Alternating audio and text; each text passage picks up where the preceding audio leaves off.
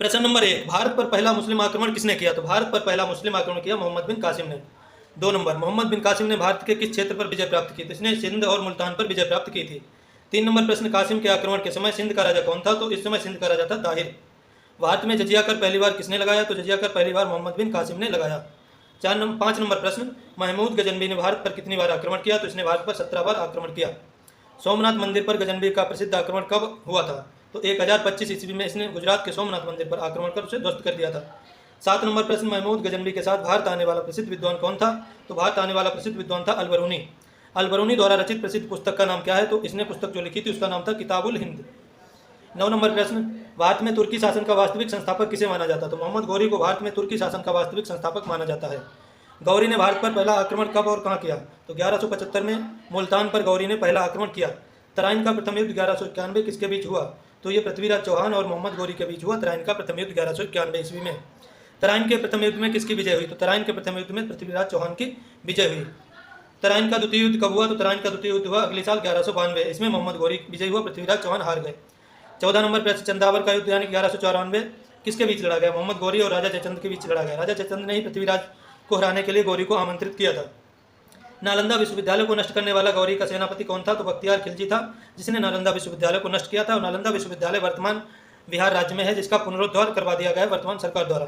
भारत में मुस्लिम शक्ति की स्थापना किस युद्ध से हुई? तो ये तराइन के द्वितीय युद्ध से भारत में मुस्लिम शक्ति की स्थापना हुई।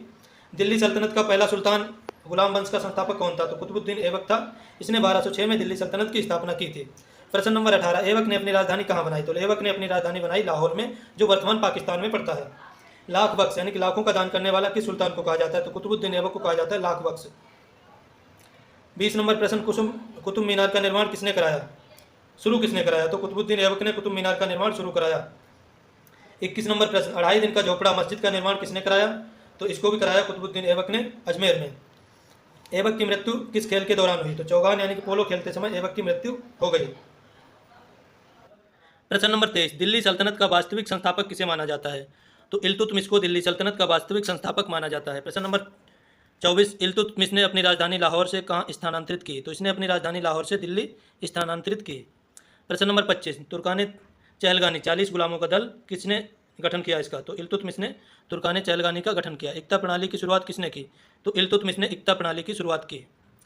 दिल्ली सल्तनत की प्रथम महिला शासिका कौन थी? तो रजिया सुल्तान थी दिल्ली सल्तनत की प्रथम महिला शासिका। 1236 से 1240 तक इसने शासन किया। 40 में इसकी हत्या कर दी गई। बलबन ने किस प्रसिद्ध दल को समाप्त कर दिया? तो तुर्क चहलगानी दल को बलबन ने समाप्त कर दिया। सिजदा और पाबोस प्रथा की शुरुआत किसने की? तो गयासुद्दीन बलबन ने सिजदा और पाबोस प्रथा की शुरुआत की। सिजदा और पाबोस का मतलब होता है झुकना और प्रशासक यानी कि सुल्तान के पैरों को चूमना। लौह और रक्त की नीति किसने अपनाई? तो बलबन ने लौह और रक्त की नीति अपनाई। फारसी त्यौहार नवरोज की शुरुआत किसने की? तो बलबन ने नवरोज की शुरुआत की थी। गयासुद्दीन बलबन का वास्तविक नाम क्या था? तो बहाउद्दीन इसका वास्तविक नाम था। गुलाम वंश का अंतिम शासक कौन था? तो गयासुद्दीन क्यूमर्स गुलाम वंश का अंतिम शासक था। अमीर खुसरो किसके दरबार के कवि थे? तो बलबन और बलबन से लेकर गयासुद्दीन तुगलक तक ये इन दरबारों में रहे थे। खिलजी वंश का संस्थापक कौन था? तो खिलजी वंश का संस्थापक था जलालुद्दीन फिरोज खिलजी। 1290 ईस्वी में इसने खिलजी वंश की स्थापना की। खिलजी वंश का सबसे शक्तिशाली शासक कौन था? तो अलाउद्दीन खिलजी था। अलाउद्दीन खिलजी का वास्तविक नाम था अली गुरसाप। सिकंदर सानी यानी द्वितीय सिकंदर की उपाधि किसने धारण की? तो अलाउद्दीन खिलजी ने द्वितीय सिकंदर की उपाधि धारण की थी। 41 नंबर, बाजार नियंत्रण प्रणाली किसकी प्रसिद्ध थी या किसने शुरुआत की थी इसकी? तो अलाउद्दीन खिलजी ने। इतिहास में बहुत फेमस है इसकी प्रणाली बाजार नियंत्रण। घोड़ों को दागने और सैनिकों का हुलिया लिखने की प्रथा की शुरुआत किसने की? तो अलाउद्दीन खिलजी ने इस प्रथा की शुरुआत की थी। स्थायी सेना रखने वाला दिल्ली का पहला सुल्तान था अलाउद्दीन खिलजी। अलाउद्दीन ने दीवाने मुफ्त खराज विभाग की स्थापना की थी। इसका काम क्या था? बकाया राजस्व की वसूली करना। दक्षिण भारत पर विजय प्राप्त करने वाला प्रथम सुल्तान अलाउद्दीन खिलजी था। 46 नंबर, अलाउद्दीन खिलजी का प्रसिद्ध सेनापति कौन था जिसने दक्षिण अभियान का नेतृत्व किया था? मलिक काफूर, जिसको 1000 दिनारी कहते थे। चित्तौड़ के किले पर अलाउद्दीन ने कब आक्रमण किया? तो 1303 में रानी पद्मावती को पाने के लिए। अलाउद्दीन खिलजी ने किस नए शहर की स्थापना की? तो सीरी शहर की स्थापना की थी अलाउद्दीन खिलजी ने। अगला प्रश्न, अलाई दरवाजा का निर्माण किसने कराया? तो अलाई दरवाजा का निर्माण कराया अलाउद्दीन खिलजी ने।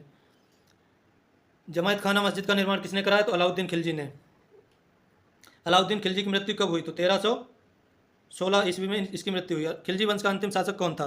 तो खिलजी वंश का अंतिम शासक था कुतुबुद्दीन मुबारक शाह खिलजी। तुगलक वंश का संस्थापक कौन था? तो तुगलक वंश का संस्थापक था गयासुद्दीन तुगलक। 1320 ईस्वी में इसने स्थापना की थी तुगलक वंश की। गयासुद्दीन तुगलक का वास्तविक नाम था गाजी मलिक। नहर निर्माण कराने वाला दिल्ली का प्रथम सुल्तान था गयासुद्दीन तुगलक। तुगलकाबाद शहर की स्थापना किसने की? तो गयासुद्दीन तुगलक ने तुगलकाबाद शहर की स्थापना की।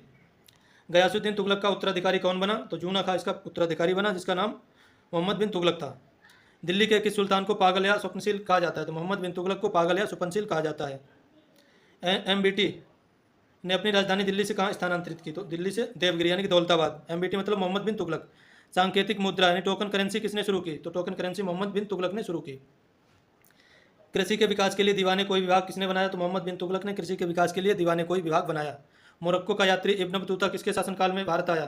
तो मोहम्मद बिन तुगलक के शासनकाल में 1333 में इब्न बतूता भारत आया। इब्न बतूता द्वारा लिखित यात्रा वृत्तांत का नाम क्या है? तो इसके यात्रा वृत्तांत का नाम है रहला।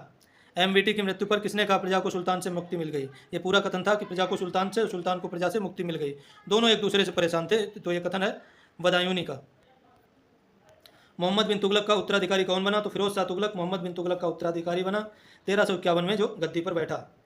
ब्राह्मणों पर जजिया कर लगाने वाला पहला सुल्तान था फिरोज शाह तुगलक। फिरोज शाह ने किन नए नगरों की स्थापना की? तो हिसार, फिरोजाबाद, जौनपुर, फतेहाबाद, 4 नए नगरों की स्थापना की फिरोज शाह तुगलक ने। दासों की देखभाल के लिए दीवाने बंदगान विभाग किसने बनाया? तो फिरोज शाह तुगलक ने दासों की देखभाल के लिए दीवाने बंदगान विभाग बनाया। खैरात अस्पताल दारुल शफा की स्थापना किसने की? तो फिरोज शाह तुगलक ने दारुल शफा की स्थापना की। अनाथ मुस्लिम महिलाओं और विधवाओं की सहायता हेतु विभाग बनाया, जिसका नाम था दीवाने खैरात। ये फिरोज शाह तुगलक ने ही बनाया था। फिरोज शाह तुगलक की आत्मकथा का नाम है फुतुहात फिरोज शाही। ये इसने स्वयं लिखी थी।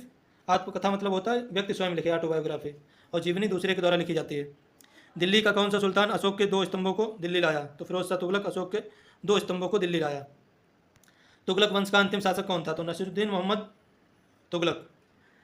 तैमूर लंग ने भारत पर आक्रमण कब किया? तो 1398 में तैमूर लंग ने भारत पर आक्रमण किया नसीरुद्दीन महमूद के समय में, और इसको परास्त कर दिया, तो तुगलक वंश की समाप्ति हो गई। सिंचाई कर लगाने वाला दिल्ली का पहला सुल्तान कौन था? तो फिरोज शाह तुगलक सबसे पहला था जिसने सिंचाई कर लगाया था। सल्तनत काल में सबसे अधिक समय तक किस वंश ने शासन किया? तो तुगलक वंश ने सबसे अधिक समय यानी कि 94 वर्ष तक शासन किया। सैयद वंश का संस्थापक कौन था? तो इसका संस्थापक था खिज्र खां। 1414 में इसने सैयद वंश की स्थापना की। खिज्र खां कौन सी उपाधि धारण की थी? खिज्र खां ने रैयत आला की उपाधि धारण की थी। सैयद वंश का अंतिम शासक कौन था? तो अलाउद्दीन आलम शाह सैयद वंश का अंतिम शासक था। सैयद वंश ने कुल कितने वर्षों तक शासन किया? तो 37 वर्ष तक सैयद वंश ने शासन किया। तो लोधी वंश का संस्थापक कौन था? तो बहलोल लोधी लोधी वंश का संस्थापक था। 1451 में इसकी स्थापना हुई लोधी वंश की। दिल्ली पर प्रथम अफगान राज्य की स्थापना किसने की? तो बहलोल लोधी ने प्रथम अफगान राज्य की स्थापना की दिल्ली पर। आगरा शहर की स्थापना किसने की? तो सिकंदर लोधी ने आगरा शहर की स्थापना की। सिकंदर लोधी ने भूमि मापने के लिए कौन सा पैमाना चलाया? तो गजे सिकंदरी इसने भूमि मापने के लिए पैमाना चलाया। गुलरुखी उपनाम से कविताएं कौन लिखता था? तो सिकंदर लोधी गुलरुखी उपनाम से कविताएं लिखता था, ये कवि था। लोधी वंश और दिल्ली सल्तनत का अंतिम शासक कौन था? तो इब्राहिम लोधी दिल्ली सल्तनत और लोधी वंश का अंतिम शासक था, क्योंकि इसके बाद पानीपत का प्रथम युद्ध हुआ। इसमें बाबर के द्वारा इब्राहिम लोधी को हरा दिया गया और मारा गया इब्राहिम लोधी। आगे आएगा। पानीपत का प्रथम युद्ध 1526 किसके बीच हुआ? तो इब्राहिम लोधी और बाबर के बीच। दिल्ली का वह सुल्तान जो युद्ध में मारा गया, इब्राहिम लोधी। सुल्तान की सहायता के लिए मंत्री परिषद को क्या कहा जाता था? तो मजलिस खलवत। सुल्तान की सहायता के लिए ये मंत्री परिषद होती थी। सैन्य विभाग का प्रमुख अधिकारी क्या कहलाता था? आरिजे मुवालिक सैन्य विभाग का प्रथम अधिकारी कहलाता था। धार्मिक मामलों में दान विभाग के प्रमुख को क्या कहते थे? तो सद्र उस सुदूर इसको कहते थे। धार्मिक मामलों में दान विभाग का अधिकारी होता था सद्र उस सुदूर। सल्तनत काल में गुप्तचर विभाग के प्रमुख को क्या कहा जाता था? बरीद मुमालिक कहा जाता था गुप्तचर विभाग के अधिकारी को। सितार और तबला का आविष्कार किसने किया? तो अमीर खुसरो ने सितार और तबला का आविष्कार किया। तूतीय हिंद भारत का तोता किसे कहा जाता? तो अमीर खुसरो को भारत का तोता यानी कि तूतीय हिंद कहा जाता है। खजाइनुल फुतूह पुस्तक के लेखक कौन है? तो अमीर खुसरो ने लिखी थी खजाइनुल फुतूह पुस्तक। फुतूह उस सलातीन की रचना किसने की? तो ईसामी ने फुतूह उस सलातीन की रचना की थी, ईसामी ने। सल्तनत काल में लगान निर्धारित करने की मिश्रित प्रणाली कौन सी थी? तो मुक्ताई।